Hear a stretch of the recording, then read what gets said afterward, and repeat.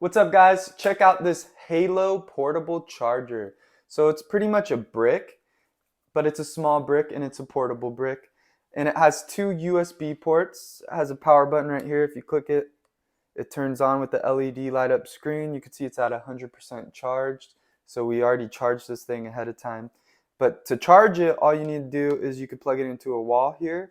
Or what's really cool about this one is that it actually has a car charger as well. So if you're on the go and you need to charge it, you could plug it into your car with this car charger and it'll charge up.